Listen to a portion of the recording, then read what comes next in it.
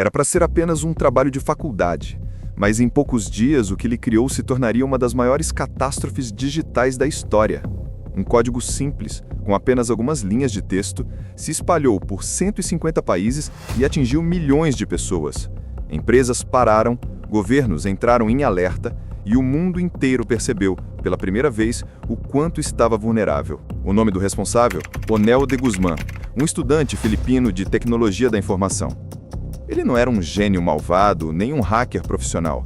Era só um garoto curioso, vivendo num país pobre, tentando encontrar um jeito de acessar algo que muita gente já considerava essencial: a internet. Naquela época, no fim dos anos 90, a internet era um luxo. Nas Filipinas, o acesso era caro, lento e extremamente limitado. E foi justamente por isso que tudo começou, por um simples desejo: se conectar ao mundo. Mas o que Onel criou acabou derrubando ele. Em 1999, o planeta inteiro estava obcecado com o famoso bug do milênio. As pessoas acreditavam que quando o relógio marcasse o ano 2000, sistemas de bancos, aviões e até usinas nucleares poderiam parar. Enquanto o mundo se preocupava com o futuro, Onel estava preso em um pequeno laboratório universitário em Manila, tentando resolver um problema bem mais simples: como acessar a internet sem pagar por ela. Ele estudava em uma escola técnica e passava horas nos computadores antigos da instituição. Entre as aulas, ele lia fóruns, copiava scripts e aprendia sobre vírus, engenharia social e automação. A ideia dele era inocente: criar um programa que capturasse senhas de provedores de internet. Assim, ele conseguiria entrar de graça. Mas o que ele não imaginava era o tamanho do estrago que aquele experimento seria capaz de causar. Durante semanas,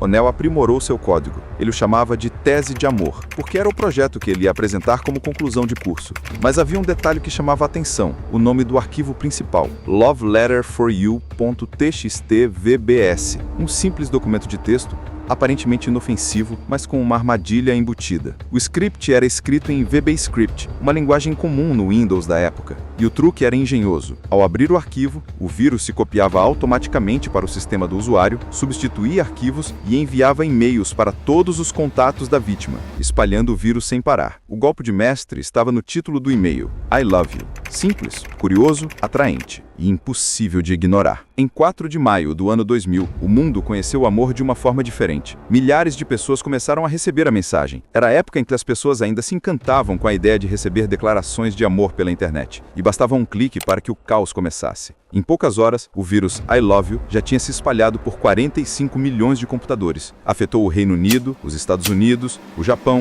o Brasil, o mundo inteiro. Servidores de e-mail ficaram congestionados, empresas tiveram que desligar sistemas inteiros e governos declararam emergência digital. O Pentágono, a CIA e até a Microsoft desligaram parte de suas redes internas para conter o avanço. Companhias aéreas cancelaram voos, jornais deixaram de ser impressos. O amor digital de Onel estava derrubando o planeta. O prejuízo total foi estimado em 10 bilhões de dólares. E tudo isso criado num laboratório improvisado por um garoto que só queria navegar de braça. Mas com o pânico instalado, uma pergunta começou a circular: quem fez isso? As pistas começaram a aparecer rapidamente. Dentro do código do vírus, havia comentários e links que levavam até um provedor local das Filipinas. Os investigadores rastrearam o IP e descobriram que ele vinha da AMA Computer College, a escola onde Onel estudava. Quando a polícia chegou, encontrou um rapaz assustado, confuso, sem acreditar no que estava acontecendo. Nos computadores da faculdade estavam os arquivos originais do vírus, e os agentes sabiam que aquele era o criador do I Love You. Mas a história deu uma reviravolta. Mesmo com todas as provas, Onel de Guzmán não foi preso, e o motivo era inacreditável. Nas Filipinas,